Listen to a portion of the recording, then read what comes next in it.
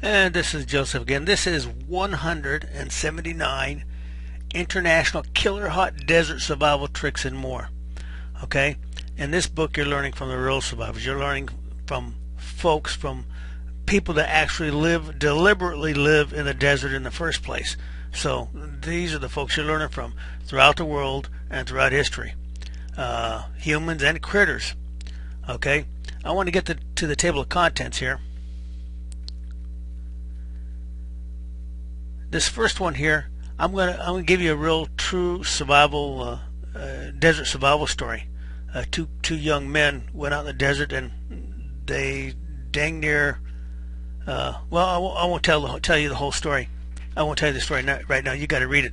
But anyway, let me tell you something that happened to me when I was in 5th Special Forces Group out of Fort Bragg. When they were still in Fort Bragg, we were going to deploy to the Mideast. Well, prior to deploying, they got a habit of deploying to a desert environment to get acclimatized before going to the Mideast. So we went into Oro Grande, New Mexico. So we went there training, and part of the training towards the tail end of it, we did some desert training. What they did, they gave us some training. Then they input teams into the desert, and they strip searched just make sure we weren't carrying any contraband, no food, not one drop of water, nothing, not even bubble gum. Okay, so there we were in different groups, and we were only out there for 5 days. They separated each group by miles. I think our group had about 8, 9 people, and so did the other groups, dozen people, whatever it was, and we were separated by a pretty good distance. Anyway, 5 days in that hot desert, they dang near killed us. I tell you, they dang near killed us, and the reason behind that was the teaching point was not to get in that predicament in the first place. Nobody ate any water. Nobody ate any food. Nobody drank any water.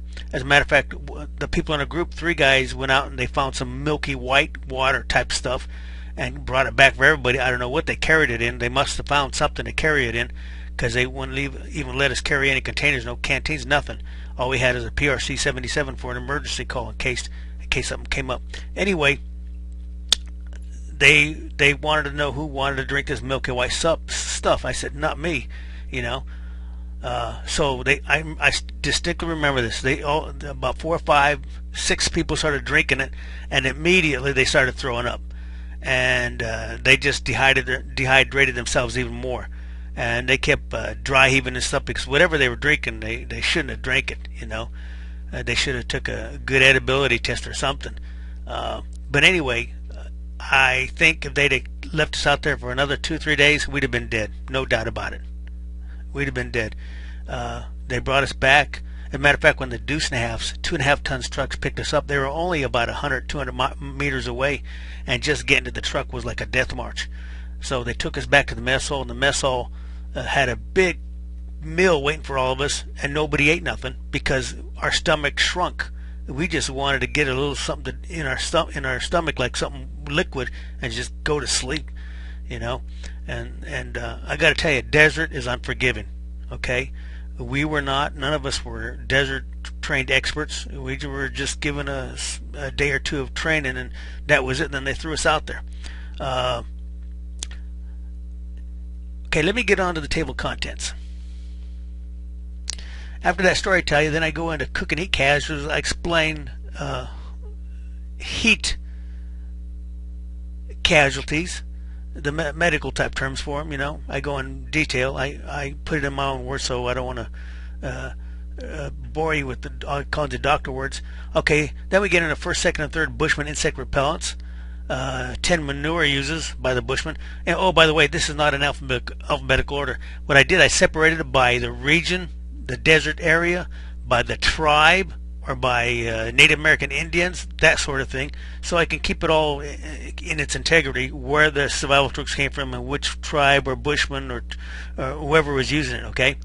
Okay, and I'm just scrolling down here real quick. Man against python, man against anaconda, black gold African tea, antelope food and other uses, Kalahari Desert bushman. Then I start talking about the Kalaharis out of the Kalahari Desert over in Africa. 1st and 2nd line repeller. Let me tell you this: 1st and 2nd line repeller. There's 6 of them. They're neat tricks to ingenious, and the number 6 one, which we'll scroll down to, is that is worth 1,000 times what you're paying for this book, in case you come up with a lion. Okay. Most famous lion hunt of all times. They made a movie about it. A Maasai lion hunting, Lions Hunt for You, African cooking pot, U.S. Army Ranger School, survival crock pot. That's my own two words on how to make a cooking pot. Listening ears, appetite and thirst suppressant. Whoops, let me scroll up here. Moisture-rich cucumbers. There's a lot of Kalahari tricks there. Kalahari antelope snare, Kalahari smokeout, Kalahari underground fishing. Okay. No antidote poison. And I tell you like it is. I tell you about some of the poisons that these bushmen use, and some of these they use on big game. And if you were to get tagged, a human was to get tagged by some of this poison, I don't care if there's a medevac helicopter right there next to you, you're toast. Okay. And the Kalahari added their own snakebite remedy. There's a third lion repellent. Pygmy bushman in the Congo. Ants follow the light. Fat-laden termite trap. Pygmy shelter. And this is an awesome one. Hawlet crocodile escape technique. Okay. You think you're in the water and a crocodile gets a hold of you, you're toast. Well, there's a way out of it. I'll tell you how he did it. Okay, and when you read it, you said, yeah, that makes sense. I can do the same thing. Yeah, you got to do something. You just can't give up. Okay. Unforgiving Sahara Desert. Tagamus cool clothing, lazy desert pace, cool canteen, dowsing for water. Yes, I talk about dowsing. Dowsing was actually done during World War II. Rommel did it, and so did I can't remember his name now. The Desert Fox, Rommel. I'll think of the other guy, the general's name here real quick. Water conservation, rationing, water techniques, salt lifesaver, forced hydration plan, symptoms of severe hydration, camel dung remedy, camel dung fuel. Let me see. Under sand shelter. Got to have them shelters to get the heck out of that sun. I'm telling you. And here's the Zulus survival tricks here. Okay.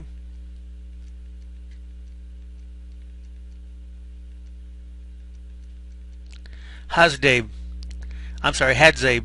I talk about these. These are some world-class hunters, just like all the other bushmen and tribesmen throughout Africa. These guys are world-class, but even when they're world-class, they still have a hunter go out and never come back. So, healing moldy bacon fat, healing mold, Israelite manna. Okay. And we're talking Native American Indians here. Mesquite pods, prickly pear fruit, zacaro, cactus, deperi beans, wild spinach, grounded up mesquite pods, prickly pear pads, Indian Gatorade. Got to read about that in your Gatorade. Gourd container, record pause, learn by imitation, burden basket, invitation flash floods, inviting flash floods, mule water finding, antelope water finding trick, horse water finding trick. Then we got to talk about the Digger Indians, white winged dove, Gambel's quail turbans, loose robe type clothing, African victuals, Irish food, buffalo, waist nut, want nut. That I put that in there because you can relate that to other big game too. Okay. Desert death is quick. Amish air conditioner. I talk about several air conditioners here, and there's that sixth line repellent I tell you about. There's 6 of them total. We're talking ingenious, okay? Secret caches that could save your life. I'm talking about you making your own secret caches. If you're going in a particular area all the time, why not make your own cache so only you know where it's at? So if you get in trouble, well, there's a cache. Cache has to at least satisfy at least the 8 elements of survival, which are fire, water, shelter, first aid, signal, food, weapons, and navigation. And when you make a cache, it's more than just digging a hole and putting stuff in there. There's more to it. So make sure the critters or any even humans can't stumble upon it and find it and dig it up. You know, there's more to it than that, and I'll tell you exactly how to make your own cache. Okay, let me see here. That's 179 international killer hot desert survival tricks and more. If you go out in desert environments, this is a must-have reading. And even if you don't, this will complement what you already have, what you already know, or think you know. Okay, this book is written from the real survivors. Okay, and I'll see you in the next video.